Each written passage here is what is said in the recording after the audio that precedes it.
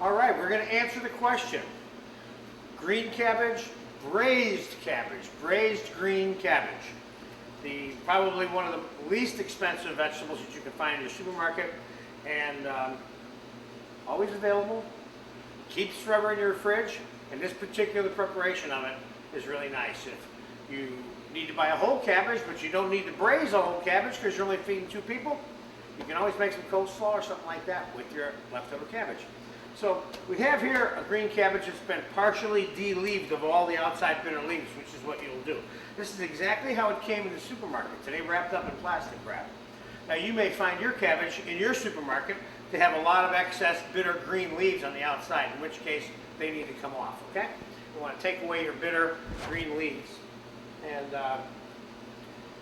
before you start cutting it, all right? Now I rendered some bacon, and you of course have the bacon lardoon video in your first DVD to look at, but we have the rendered bacon here with the bacon fat, which is very important. I didn't render this stuff crispy either, okay? We have it rendered so it's like medium to medium well cooked, all right? Now it'll never get crispy during this recipe at all, any more crispy than it already is, so make sure you render it at least halfway, otherwise it'll be fatty bacon in the final dish, okay? Because this is going to end up in the final dish, as is everything that goes into the braising pan with the cabbage. Basically what I'm going to do is I'm going to cut the cabbage up in wedges. We're going to lay it into a little braising pan. We're going to saute some onion in the bacon fat with a little bit of garlic, salt, and pepper, and we're going to pour chicken stock over all of this inside the pan and cover it up and bake it in the oven. So let's start by sauteing the onion in the bacon fat. While we're doing that, we'll cut the cabbage up. Put a little bacon fat in the saute pan here. Now if you don't have enough bacon fat for some reason, and you supplement this with a little bit of whole or clarified butter. Now we're going to take an onion quickly and slice it up and get it into the hot bacon fat. Now I need some dried leaf thyme, Louis, and we're going to put the rest of this onion in there.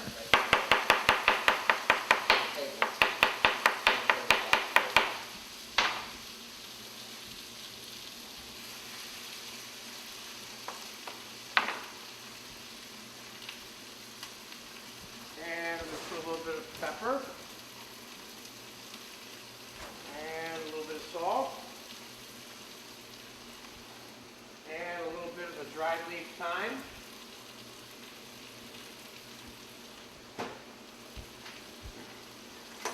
and we're going to cook the onion a little bit like that. Turn it down just a touch, and we're going to cut the cabbage up, put it in here. Now one of the things you should do when you cut the cabbage, you don't forget this when you start this dish, because the objective to cutting the cabbage with the roots still intact on each individual wedge is your guarantee that you will have wedges of cabbage when you're done. Otherwise you'll end up with a big mess full of cabbage, which will still be good, still be delicious, you can still serve it, but it won't look as nice and present as well, okay? So we're going to cut this exactly in half of the middle of the root so that we can use a little bit of roots on each one of the wedges, you see? And that will help hold the wedges together, you see?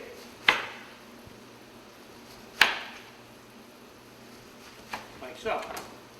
Now we're going to lay the cabbage in there. See, later, after the cabbage is cooked, we'll take it out and we'll trim this little root off, which may not be cooked and tender enough to eat. But we'll still have the wedge intact, and then we can set the wedge on our serving platter or on the dinner plate that it's going to be served on.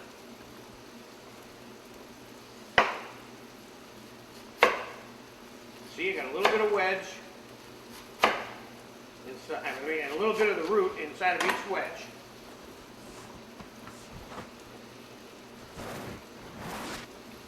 Okay, we got our cabbage laid out inside of our little braising pan here.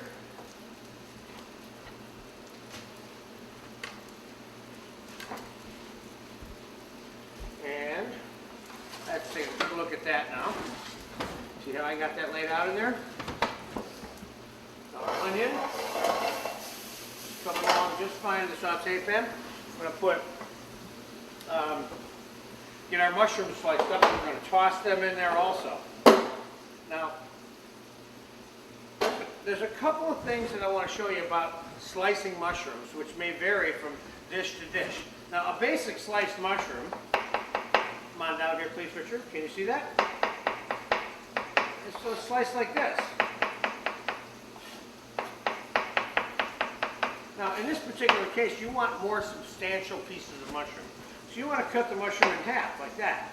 I think you'll end up with a better piece of mushroom in the final dish, because after this gets cooked and cooked and cooked and cooked, these little slices of mushrooms kind of disappear, and you never get any mushroom texture in the final bite or eating of the mushroom on the dish. So, I'm going to quick go through and cut them all in half.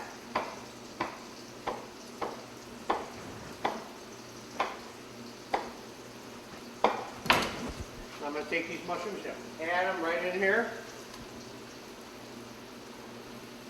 And now it looks like I might need a little bit of melted butter to supplement the amount of bacon fat, because the mushrooms suck up a lot more of the oil or fat, if you will. So we're going to take a little bit of melted whole butter here and put it on top of this. Now, while that's finished cooking, which is only going to take us about another minute or so, one more thing I'd like to point out to you about this particular preparation is, number one, it can be made well in advance, but keep in mind that it takes time to make this. This cabbage needs to braise for an hour and a half probably before it's really tender enough to eat. Then you have to make sauce out of the braising liquid. That takes another 15 minutes to a half an hour. So this, in terms of cooking time, not your hands-on time. The hands-on time is pretty limited to these 10 minutes of the first part of this video, and then maybe another 10 minutes to the second half of this video when we're finishing it up. Probably take you 20 minutes to make the whole dish hands-on. But it could take you up to 3 hours during the entire duration of the recipe, okay?